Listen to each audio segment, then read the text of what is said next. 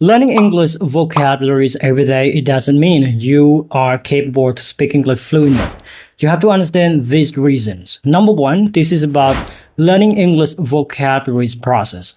So you come to study English words every day and you think you can understand English better, you can speak English fluently. No. So this is about the first step that English learners they mostly do. So if they come to study English vocabularies, but that's not effective. So they have learned the definition of the vocabulary, something like that, and they do not try to use those words in the practical use. So this is the big failure. So you have to understand. Now, I would like to compare. When you have learned many words right now, maybe 3 words, and what you're supposed to do next, you just close the book and walk away. This is not how it could be. So you have to do this instead. You have learned those words together, maybe 3 words, and then try to find the synonyms or the alternative words that would be replaced as the words that you have learned. Maybe let's talk about the word subjective. It could be equal as the word like personal, opinion-based, and maybe individual. The more you make the examples of the words that you have learned, the more you will be comprehending, or you're supposed to make more understanding of the situation you get involved, something like that. But you have to understand the meaning exactly as well. So I understand the meaning of the word subjective already. And then I try to use like synonyms of the word subjective would be personal, individual, or opinion-based. So when I make the examples, many examples at the same time, and I try to be flexible by making any situation. Like first situation, let's talk about the environment. Second situation, let's talk about the education, right? And another situation, let's talk about the global issue, something like that. And I try to use the word subjective all the time. And then I try to make other options, many examples as well, by using the other words, but the same meaning. That would be called synonyms, I told. So that's going to let you be more thinking and comprehending your brain, like how complex the point could be and how you come to understand something further. Yeah. In order to speak something better and fluently, we need you to be thinking. We need you to describe something as much as you can and also explain something.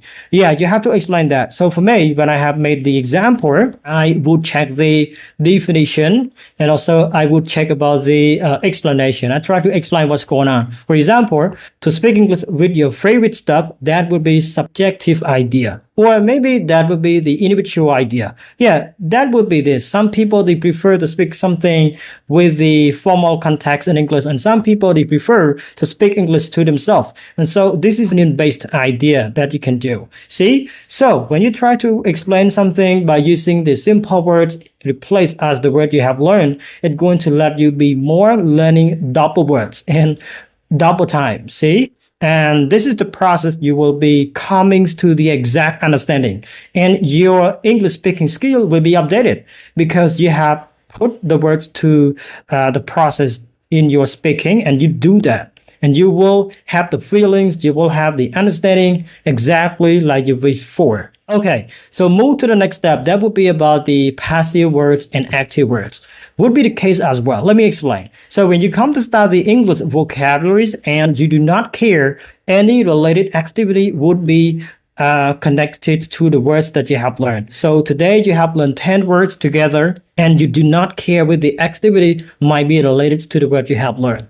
So this is like how you will be lost, or the words you have learned will be vanished little by little. You have no any connection with those words. Sounds like you just take a look to something and you will forget that. Think about it, right? So for me, I make the way to be more bold to myself. Something or the words would be bold to me, how to do so.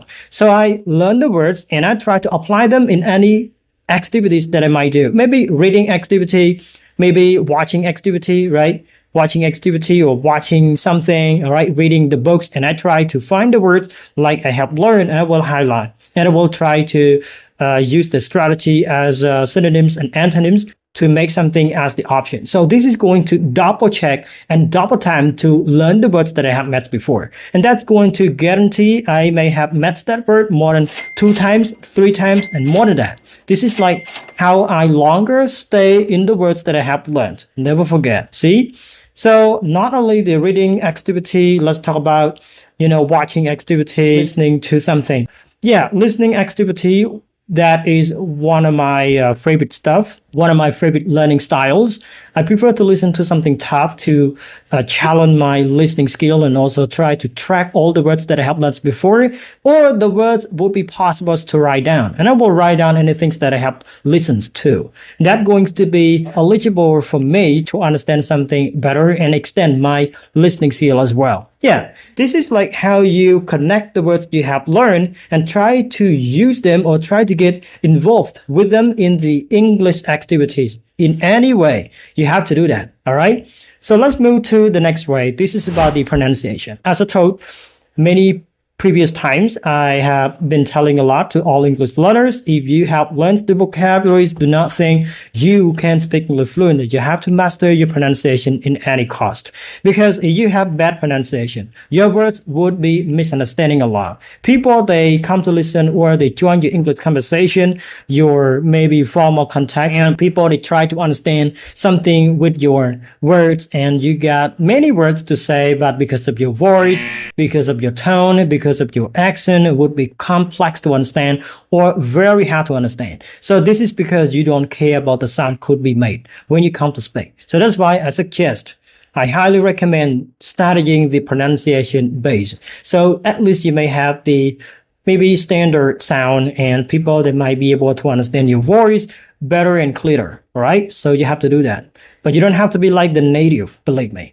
Okay, so the next point is that the last one as well. This is about the English speaking habit, or that would be called as the systematic process that you have to understand when you have the words in your hand right now and you have the pronunciation in your hand right now. So you have to combine together and do them simultaneously in the process or in the progress. So that would be the systematic way or the organized way that you have to do constantly and day by day. If you ask me right now, how am I supposed to speak something right now if I haven't done that before? I don't really have any speaking habit right now. Okay, why you don't begin now? Why you just get started right now? Okay, that's not late. So again, you have to understand the important elements or paramount elements would be included. This is about the vocabularies, and I explained already about the strategy you could do. And also the second thing is about the pronunciation, the grammar sound, something like that. And then you have to put them in together and try to activate your English speaking habit. Do that every day and try to have at least 1 or half hour to perform your speaking in any way. But this is like the basic way to master your speaking skill. You need to be able to describe something from simple thing to tough thing, right? Because in speaking English, you have to be crossing many different aspects of something. Some reason it would be simple to understand, so you're going to be okay. But some reason you might be difficult to comprehend or to distinguish. Maybe you have to differentiate something, one stuff, another stuff, something like that, you will quit. So that's why you have to learn from now on, try something simpler until something that you think it would be tough. And you need to walk from the small step, all right? Move to the next step, just like that way. Yeah, learn to describe something at the small topic or maybe like small idea or something like that, and learn to explain.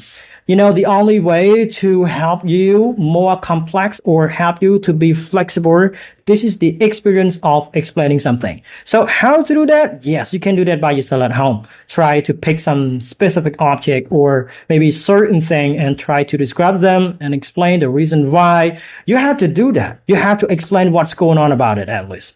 Because the only reasons would be the source to guarantee that you get understanding about that. If you don't try to do that, you just things like when you come to speak English, you say something and then you will make something like better understanding. This is about you give information to people and people, they will listen to your information and they will understand like what was that. They will comprehend at least what was that thing. Yeah, that is the point. So that's why do this. And for the English speaking progress, it would be the time you have to do that. Unstoppable. We need you to be consistent. We need you to be patient to do that. Do not let that be crossing or stopped and go, stopped and go. No, you don't have to do that. You have to maintain your speaking performance every single day or a specific thing, specific time. Do not let your speaking development getting down and then you come back. I think that would be worst. Okay? So, again, you have vocabularies, you learn vocabulary wisely, and you have better sound, and you have speaking habit, and now you can speak English fluently. If you try from the first day, you have strong commitment, you believe in yourself, you trust yourself. You do not trust anybody, you can trust yourself. You can do it and keep doing it. And do not take something as the negative view and try to blame on yourself. You just get started from the beginning. You don't have to take a look and compare with someone's progress. Okay? Just what I am doing right now. So just understand my methods, understand my ways, and keep doing your job. Certainly, you will master your personal way or your individual way. Would be your own way. This would be your subjective mission. Right? Subjective mission. You have to do it. And I wish you to get that successful. All right. So if you're actually on the board of doing something long-term like that, this is called the English learning journey, right? You get that one and make that beautiful. And you will have the results by doing that. As a consequence, you will appreciate what you have done right away. Okay. See you guys in the next time if you have time. Another topic, another issue.